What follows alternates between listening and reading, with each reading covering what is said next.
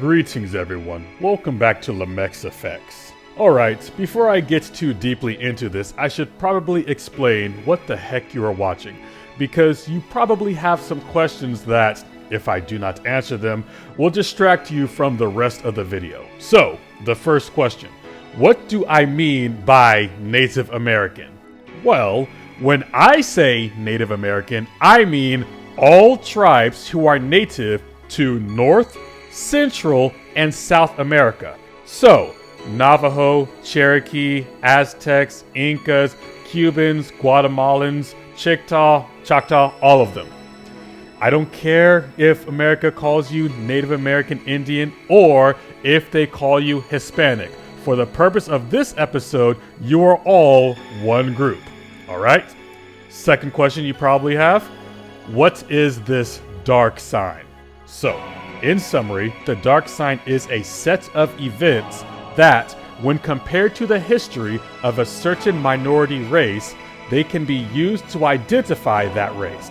In short, if I see the events in the story that look like what I know about Native American history, then the characters of that story can be identified as Native Americans.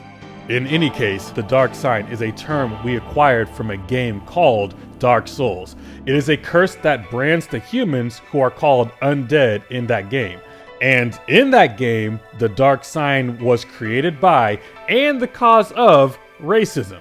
For you see, Gwyn, Lord of Cinder, branded the humans with that sign because he was afraid of them and wanted to exterminate their race. Now, we learned in the previous episode that Dark Souls is based on medieval Europe. And, as it turns out, there actually were Dark Souls, dark people, living there called the Moors. And the Romans marked them, or targeted them, to put them into slavery.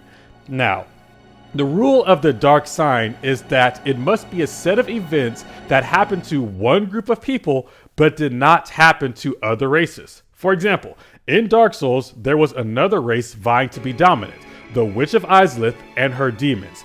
And Gwyn did have wars with this Witch of Izalith, but he did not treat her and her race with the same racism he did the humans. In fact, they had agreements to try to limit their war. In the exact same way, even though the Arabians were Muslim, just like the Moors, and the Caucasians do make wars with the Arabians, the Caucasians do not treat the Arabians with the same visceral hatred that they have for the black peoples. So this hatred apparently is not religious. Similarly, even though Gravelord Nito is technically undead, being a living skeleton, Gwyn did not try to enslave him as he did the humans. In the exact same way, even though many Africans are technically black, Caucasians did not try to enslave them in the way they did the Negroes. So the hatred is not based on skin color. Therefore, the dark sign can only be based on your bloodline, your race. Because despite what Caucasians tell you, race is not determined by your skin color. Race is determined by your bloodline. And the dark sign is a history of racism and slavery that Caucasians have against one race, one bloodline of people. And because the dark sign is a history of one race, we were able to connect the blacks of America to the Moors, because the Caucasians don't treat other races that way. However, in 1492, when the last Moorish kingdom started to fall, Christopher Columbus found America. And the Native Americans received the same treatment as the blacks. The Native Americans received the dark sign. So, we will explore the history of the Native Americans to find the history of slavery and colonization that marked their race. And we will look in Final Fantasy X for story beats that are similar to this history. That way, when I talk about this game, I can confidently say that this game is about Native Americans. However, before we continue, all the while that I am doing this, I want you to remember one thing. Remember that the dark sign is only on one race of people. So, if the Native Americans are receiving the treatment that is only reserved for black people, then the blacks and the Native Americans descend from the same race. Alright? Now, Let us begin.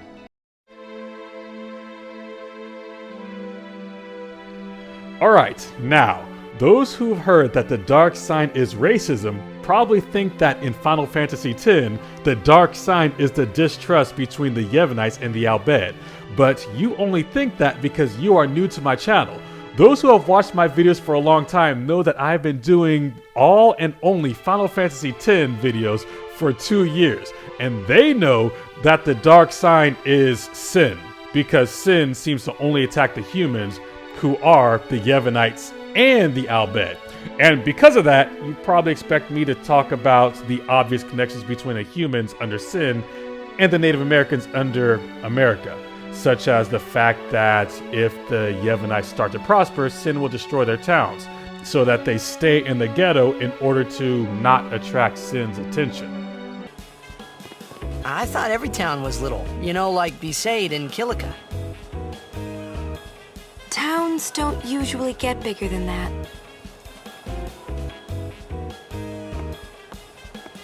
Because when a lot of people start to gather... Sin? And this is historical, because we know that in 1896, the Osage Indians became rich because of oil.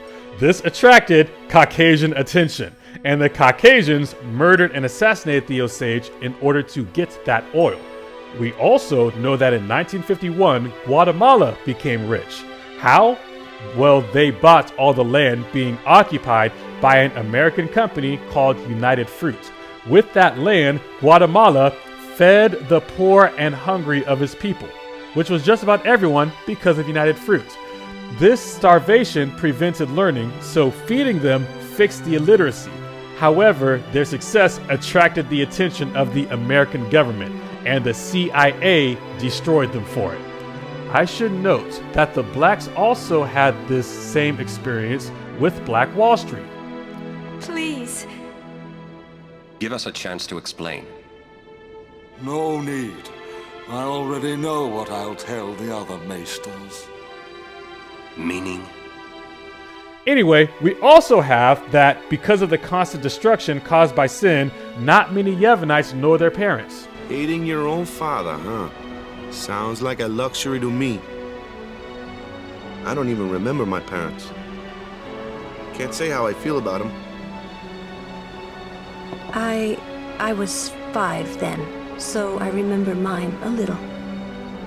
Damn it! Sin just takes everything away from us. This lack of parents disconnected them from their history, so they don't know who Sin is, what Sin is, or where it came from, because all the people who did know are dead. This reflects how the American schools had a policy called Kill the Indian and Save the Man. This meant since America wanted to make the natives into slaves, they tried to erase Native American history. Children were sent to boarding schools where they were taught to be American, and any child who would not succumb to this was killed and buried in the schoolyard. In 1879, the government funded Pratt's project, the first ever off-reservation boarding school for Native American children. His motto was to kill the Indian and save the man. What started there at the Carlisle Indian Industrial School was nothing short of genocide, disguised as American education. Children were forcibly taken from reservations and placed into the school, hundreds, even thousands of miles away from their families.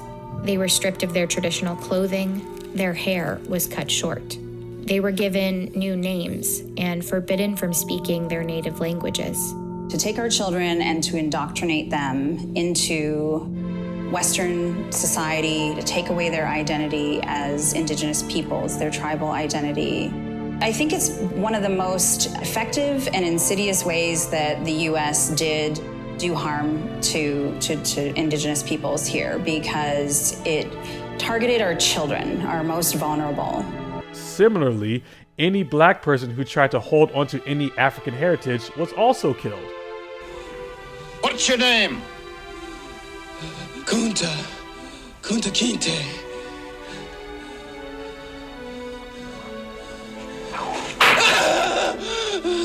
When the master gives you something, you take it. He gave it a name. It's a nice name. It's Toby.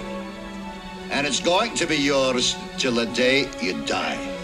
Another point we could make is that in order to appease the wrath of sin, the Yevonites adopted a religion that looks a lot like Catholicism. Sin will be gone once we atone for our past mistakes. When? How? If we keep faith in Yevon's teachings, it will be gone one day. Which, incidentally, does not prevent sin from destroying them. So the religion is ultimately worthless. But at least it prolongs the time between when sin would appear, so to them, it is not as bad as before. This is similar to how blacks and Native Americans adopted Christianity and Catholicism to appease the wrath of Caucasians. It did not prevent the racism, so the religion is ultimately worthless. But because they showed signs of assimilation, the racism did not appear as often. So, to the blacks and Native Americans, it was not as bad as before. Another thing that we could point out is that the division between the Yevonites and the Albed is caused by the Yevonites' assimilation, where they learned to hate their own race, which resembles how the Hispanics were assimilated into Caucasian doctrines by Christianity and learned to hate their own race, which are other natives. Thus, the division between the Yevonites and the Albed is like the division between the Hispanics and the Indians, which should count as part of the sign that these are Native Americans, because I have never seen that before in all the history that I've learned. Now, I could keep going, but the truth is, I don't want to talk about sin today, because I want real racism. For you see, sin does represent a government that oppresses you, but I want a race of oppressors. I want Seymour Guado. So, who is Seymour Guado? Seymour Guado is a man who wants to become sin. To destroy, to heal, Spira, I will become sin.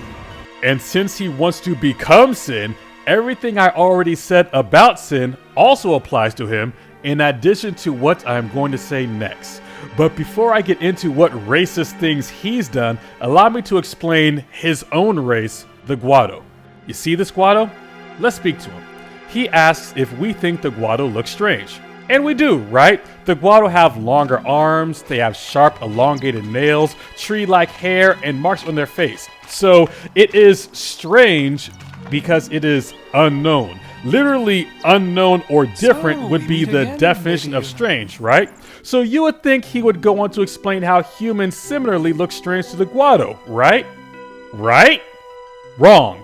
In the next line, he tells us that humans look absolutely disgusting to the Guado. Wow, that escalated quickly. And it shows us how the Guado feel about the humans. You treat them with a general respect, but they hate you for no reason. Why is this important? Well, after you defeat Seymour Guado in Gagazet, you meet some Guado who claim that Seymour tricked them into attacking humans.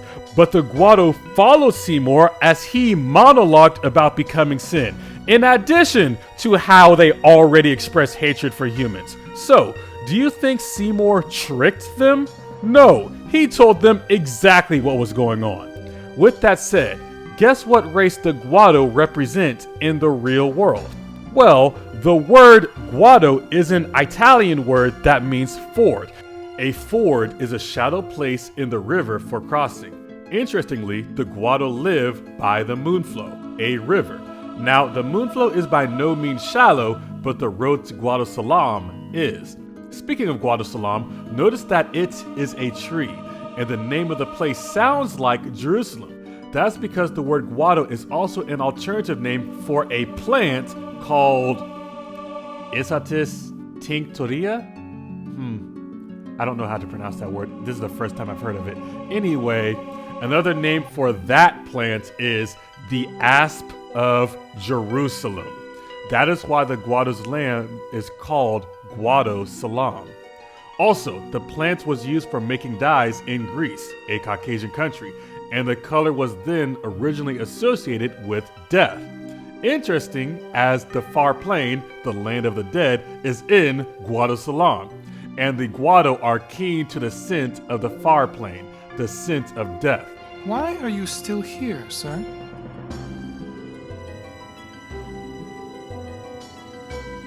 I beg your pardon. We Guado are keen to the scent of the far plain. And the plant grows in areas of the Caucasus, so the plant itself is a Caucasian plant. All that to say, they were given an Italian name to describe what they were.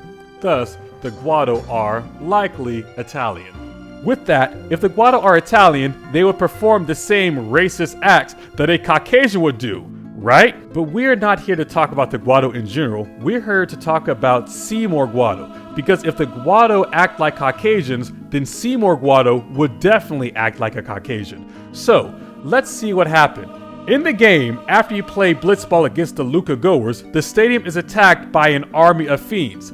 Now, given that the Crusaders guard the stadium vigorously, people wonder how the fiends got in.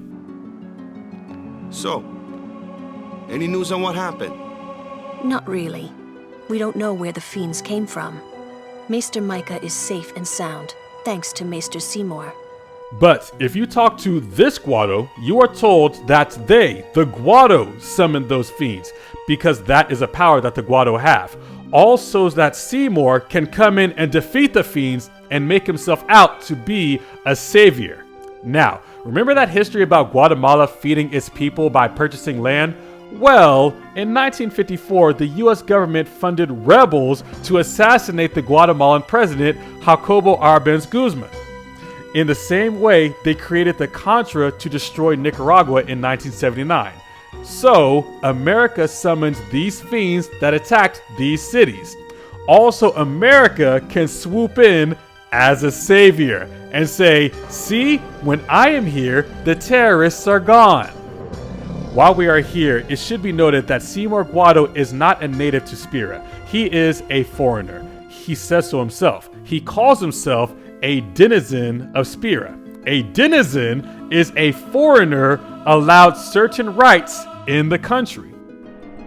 And I, Seymour Guado, the person, not the Maester of Yevon, as a denizen of Spira, I wish them well in their endeavor.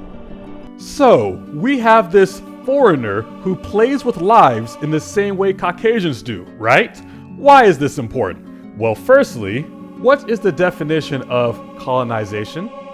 Colonization is defined as the action or process of settling among and establishing control over the indigenous people of an area. Seymour Guado is a maester, so he has political control over the people of Spira. I am Seymour Guado. I am honored to receive the title of Maester. If he is a denizen, that means he is a foreigner who settled among the Spirans to gain control over this indigenous people. By definition, he is a colonizer. And what was one of Seymour's tactics to gain further control? You okay?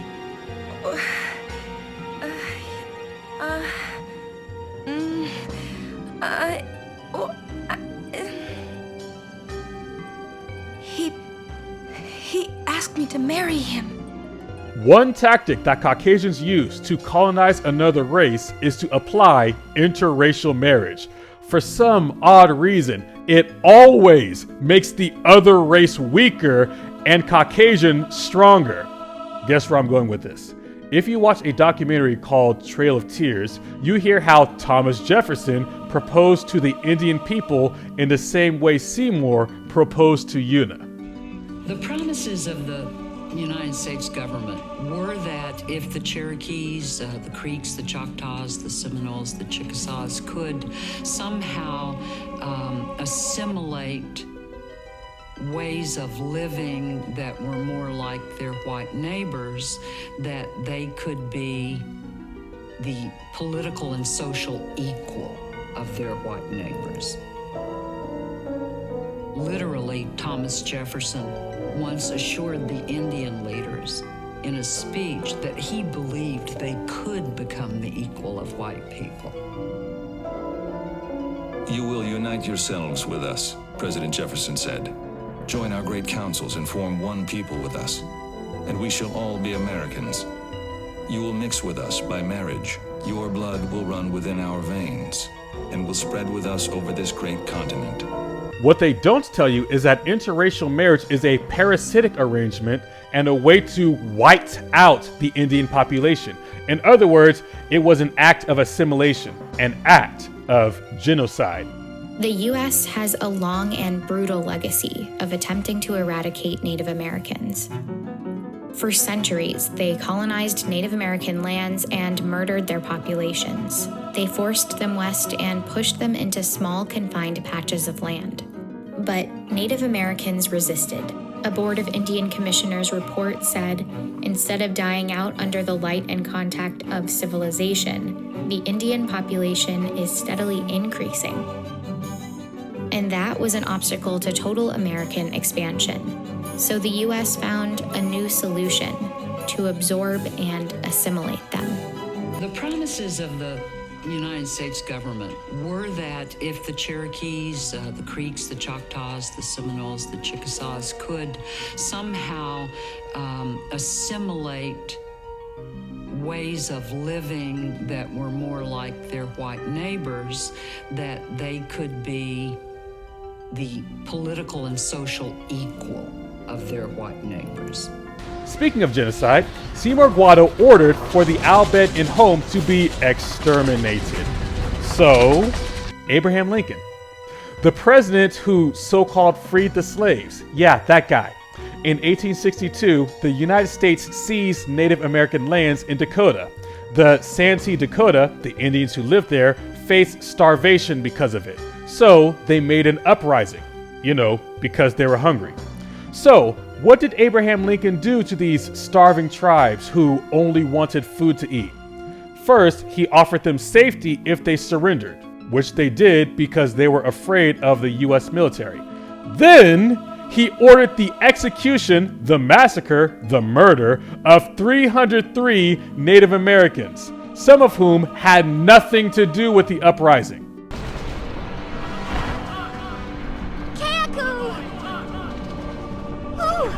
Attacking us! Protect directly!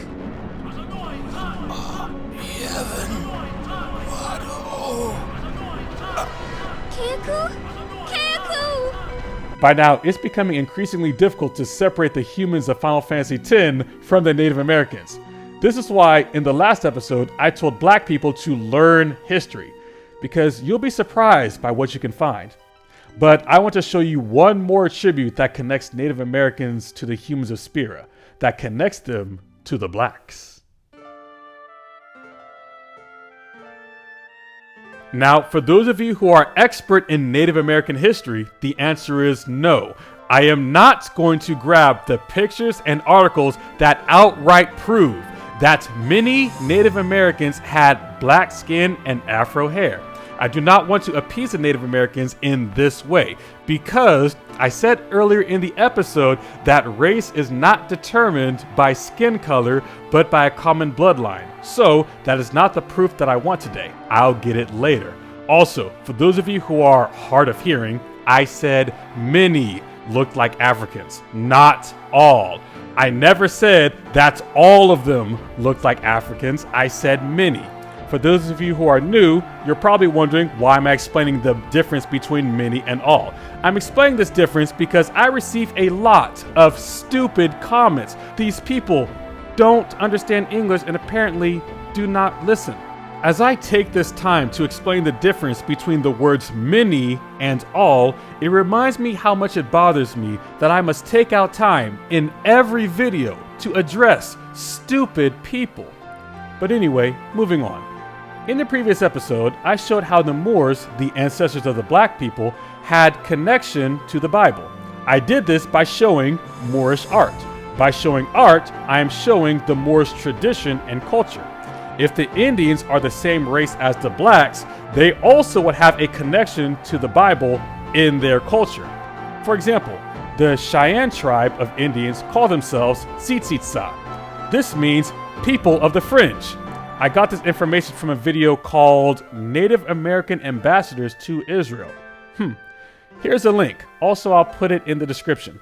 For example, my people's traditional name, the Cherokee's traditional name for ourselves is Anikaduaya, which means the principal people of Yah. And the Cheyenne tribe in the Americas called themselves Tsitsitsa, which means people of the fringes. So, why is this important? It is important because the video I just linked shows that there are many similarities between the Native Americans' culture and the Bible.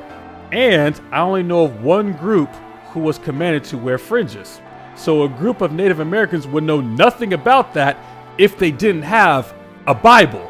So let's look at the Native American clothing, which is part of their culture, and see if it fits the description in the Bible. Numbers chapter 15, verse 38. Speak unto the children of Israel, and bid them that they make them fringes in the borders of their garments throughout their generations, and that they put upon the fringe of the borders a riband of blue. So we have here fringes or tassels or tzitzis that have a blue ribbon. This is a very specific dress code for someone who hasn't seen it before. Also, notice how the fringes go all around the garment.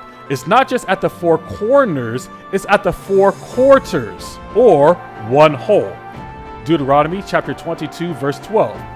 Thou shalt make thee fringes upon the four quarters of thy vesture, wherein thou coverest thyself.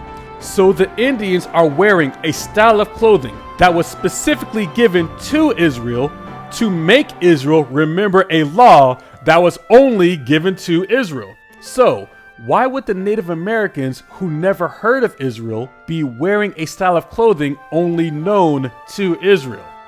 Also, these fringes are so the people of Israel would remember the commandments. Which commandments? These commandments. For example, there was a celebration of new moon. There was a seventh day of rest. We didn't eat swine. There were cities of refuge. We celebrated 7 sacred feasts during the year. You know, it is absolutely hilarious that she mentioned resting on a Sabbath day, because the reason the law of the fringes was created is because someone broke the Sabbath day covenant. It's almost as if the Native Americans owned the Bible before the Europeans came. Do you think that in the same way the Europeans tried to erase the black people's connection to the Bible by whitewashing the images, they may have also erased the Native Americans' connection by killing those who knew about it? Makes you think. You know, I also have a book called Origin of the American Indians, where the Native Americans explicitly told the Europeans that they recognize Israel as their ancestor. Anyway, these fringes are supposed to help you to remember the commandments, right? Well, in the last episode, I found a curse that would happen to blacks who forgot the commandment. Let's find one for the Native Americans. Deuteronomy chapter 28, verse 29. And thou shalt grope at noonday, as the blind gropeth in darkness, and thou shalt not prosper in thy ways, and thou shalt be only oppressed and spoiled evermore, and no man shall save thee. This verse says that the race in question is only oppressed.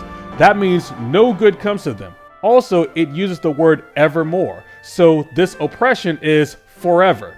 That is the sign that we need. For in the game, we've been fighting sin ever since. What? You've been fighting 800 years and you still haven't beat it? sin has been around for 1,000 years. Sin came and destroyed the Machina cities, and Zanarkand along with them. Yeah, that was about 1,000 years ago, just like you said. If you ask me, sin's our punishment for letting things get out of hand. And his terror never ended. This is important because when speaking about the plights of Hispanics and Native Americans, it is common for every other race to say that bad things happen to everyone.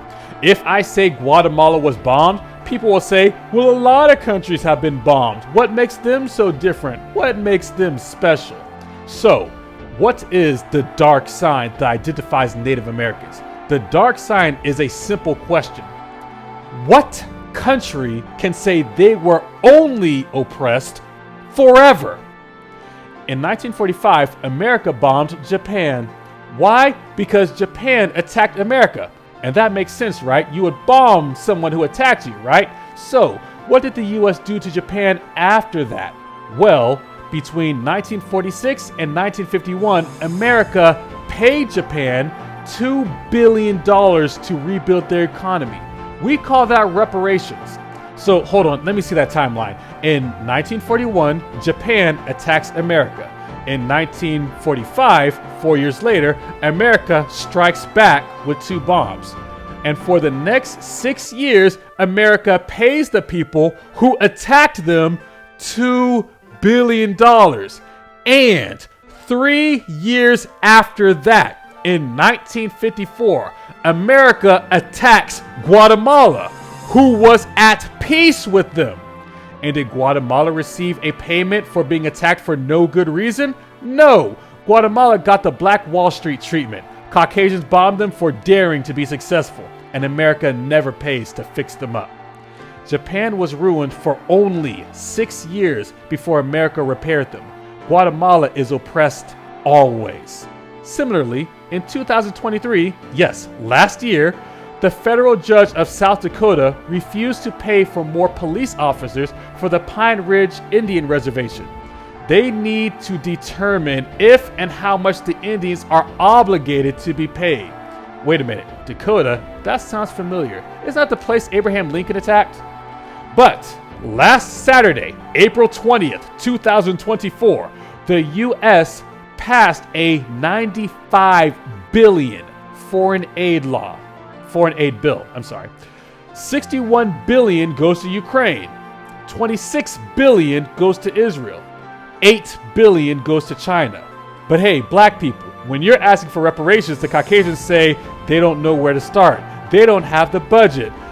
But where did they suddenly get this $61 billion from? Native Americans and Hispanics, would $26 billion solve your problems? With everyone else, if they suffer oppression, it's temporary because someone comes to save them. But for us, oppression is forever because no one comes to save us. That is your dark sign, that you will be oppressed forever. 600 years and counting. Dang, Caucasians have a perpetual and targeted hatred for Native Americans. But anyway, I've had my fun. It's time to get serious. So what's the lesson here? The lesson is Zephaniah chapter 2, verse 1. Gather yourselves together. Yea, gather together, O nation not desired. The Bible says for you who are not desired to gather together. Blacks, Hispanics, and Native Americans are not desired. All you know is that people want to erase you from this world. So gather together. Hispanics gather with the blacks. Blacks gather with the Native Americans. You gather among yourselves. The lesson to you blacks, Hispanics, and Native Americans is nobody loves you.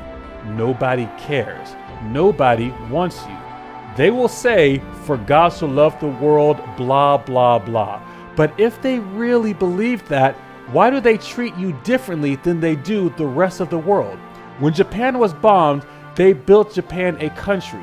When those Israeli went through their Holocaust for 6 years, they said it is a human right that everyone should have their own country, and they banded together to give them one. You suffered for not 6 years, you suffered 600 years, and you don't have a country.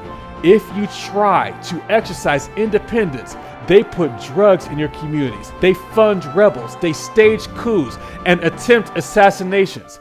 If it is a human right to have independence, to have your own country, then it is our duty to obtain one.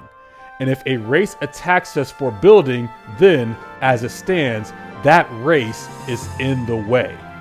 And I play video games. So in my world, anyone who is in my way is the enemy. But don't worry, every nightmare has an end. So gather yourselves together, and when you gather together, I will show you the power of your dark soul, the power to destroy a world. No weapons, no violence. All you need to do is exist, the very thing they do not want you to do. And soon, the light will fade, and only dark will remain. Allow me to show you how. Actually, you know what? Let me say that plainly. What I meant to say is like, share, and most importantly, subscribe to my channel. Subscribe because if your history resembles the blacks, Hispanics, and Native Americans, I will show you how to solve your problems. Basically, how to put an end to the oppression and racism that you have suffered. I am going to make another Dark Souls video that will show exactly how this works. But before I do that, I have at least one viewer who is from the Philippines. So I must show how the dark sign is on the people of the Philippines as well as other people who went through slavery. So yeah, let's do that. And I'll also show how Gnosticism, i.e. the religions you have obtained in your slavery, have destroyed your communities. Next time on Lamech FFX.